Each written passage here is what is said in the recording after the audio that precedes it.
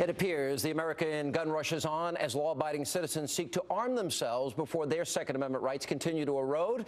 And as fear of this trend grows, a record number of Americans have bombarded their local gun shops, leaving only empty shelves like this one in Wyoming.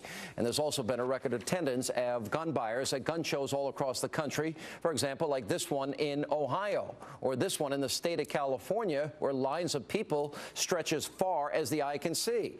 And today's anti-gun announcement from the Anointed One will certainly make the already long lines even longer. Joining me now with reactions, syndicated columnist, author of the New York Times bestseller, Culture of Corruption, Michelle Malkin.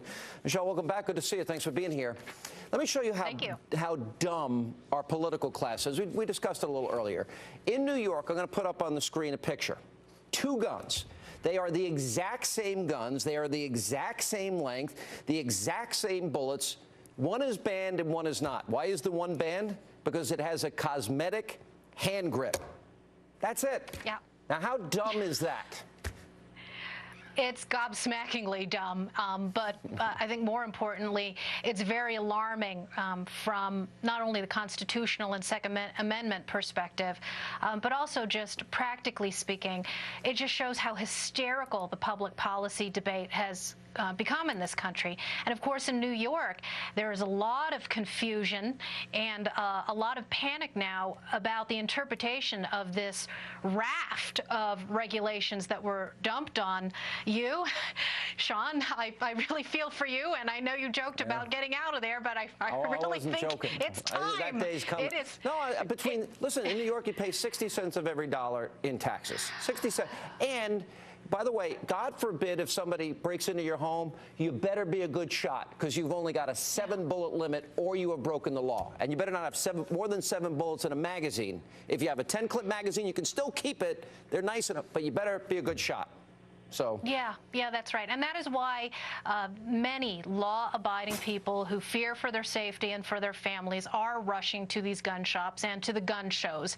Now, in the bubbles of Manhattan and among the liberal elites and the gun grabbers in D.C. and Chicago and L.A., the paradises that are supposed to protect their citizens, where there's been more bloodshed than ever, of course, outside of those bubbles, in mainstream America, people are unapologetic about exercising their Second Amendment rights. And we've been tracking this phenomenon of gun shops with their shelves all emptied and gun shows with lines out the door since before December. And it's a rational response to the very expected and unfortunately inevitable overreach of the federal government. And we hear the word tyranny invoked many times now by people on the right, and you see these leftists and all these media elites who, of course, are protected by their own armed guards, rolling their eyes when, like I said, I think it's a very legitimate response.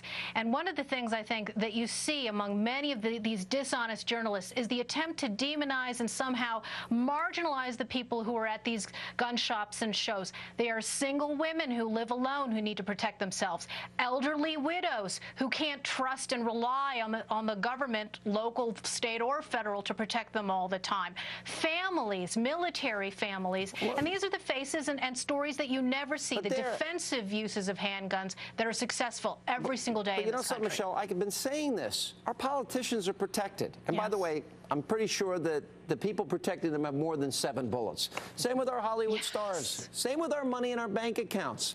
And then, of course, we have the play on emotions today. I know you spoke out about the use of children today. What are your thoughts on that? I do have a column because this kitty human shield strategy is something that I've been tracking since the Clinton administration.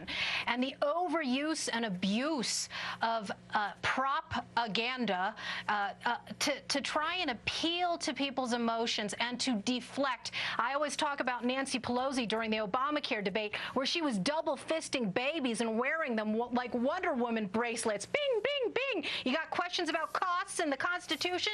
The babies. And it's such a feckless use of Beltway theatrical staging to invoke for the children immunity by hiding behind them. By the way, Michelle, we got to tell our kids, whatever you do, don't go bang, bang. If you do, that's right, you're in trouble. You're going to be suspended, thrown out of school. All right. Michelle Malkin, as always, great to see you. Thanks for being with us. You too.